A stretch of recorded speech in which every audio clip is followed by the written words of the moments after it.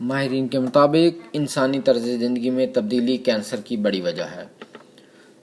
Sindh institute ISUT میں جاری 3 روزہ کینسر کانفرنس سے خطاب کرتے ہوئے ماہرین نے خون، چھاتی، پھیپھڑوں، معدہ، نظام انہضام، گردہ، مثانہ اور بڑی آنت سے متعلق کینسر پر روشنی ڈالی۔ ماہرین نے کہا ہے کہ کینسر دنیا بھر میں دوسرا بڑا جان لیوا مرض ہے۔ گزشتہ سال تقریباً 9.5 ملین سے زائد کینسر کے مریضوں کی موات ہوئی۔ ان میں سے زیادہ تر تمباکو نوشی اس بیماری کی اہم وجوہات میں سب سے آگے ہے۔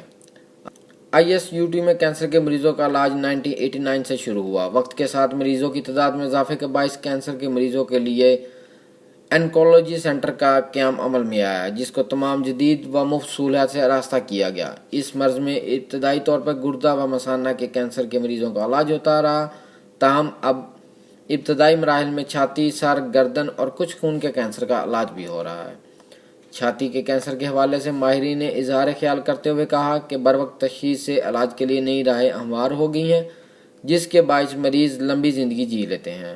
انہوں نے بتایا کہ ٹرانسپلانٹ کے بعد بھی کینسر ہو سکتا ہے، جس کی اصل وجہ وائرس ہے، جس کے بعد میں کیموتھراپی سے علاج کیا جاتا ہے۔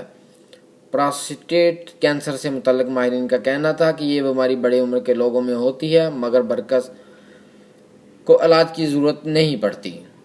البتہ جن مریضوں میں یہ شدت اختیار کر لیتی ہے، انہیں تشخیص کے بعد علاج تجویز کیا جاتا ہے۔ اس کے علاوہ ماہرین نے معدہ، بڑی آنت کے کینسر کے امراض کی بنیادی وجہ انسانی طرز زندگی میں تبدیلی قرار دیا ہے۔ کینسر کانفرنس میں 250 سے زائد طبی ماہرین شرکت کر رہے ہیں، جن میں امریکہ سے آنے والے ماہرین کینسر شامل ہیں۔